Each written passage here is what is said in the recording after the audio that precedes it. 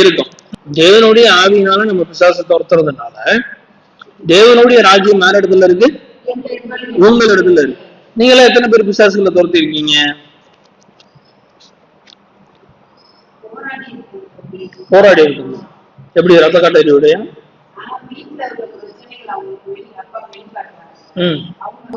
பிசாசுன்றது நீங்க நினைக்கிற மாதிரி ஒரு மனுஷனுக்குள்ள இருந்து அலக்கழிக்கிறது பிசாசு கிடையாது. சரியா?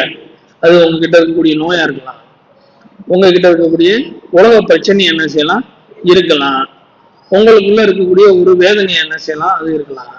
அதை ஜெபம் பண்ணவொடனே ஆண்டவர் என்ன செய்வார்? அதுக்கு ஒரு வழியை கொடுத்து அதை என்ன செய்வாரு? சரி பண்ணுவார். ஒவ்வொரு கிறிஸ்தவங்களுக்கும் வாழ்க்கையில ஒரு பிரச்சனை வருது அப்படின்னா அது பேயினாலதான் உங்களுக்கு என்ன வருது? வரும். சாதாரணனாலதான் உங்களுக்கு என்ன செய்ய போறோம்? உங்களுக்கு அந்த கஷ்டம் வரும். அப்ப நீங்க ஜெபம் பண்ணதுனால அந்த பிரச்சனை உங்களுக்கு விட்டு நீங்குது.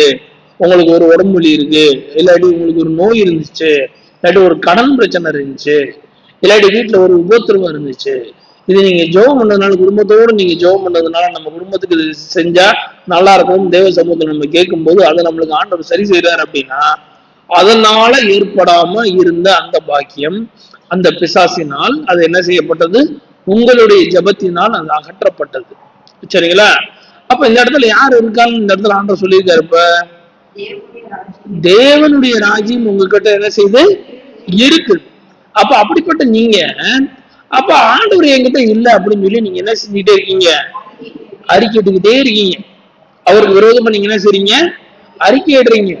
அப்ப ஒவ்வொரு வார்த்தைகளும் ரொம்ப ஆண்டவர் சமூகத்துக்கு முன்னாடி ரொம்ப முக்கியமான ஒரு காரியம். உங்களுடைய விசுவாசம் எந்த அளவுக்கு நீங்க இருக்கீங்கன்றத ஆண்டவர் என்ன செய்வாரு? பார்ப்பாரு.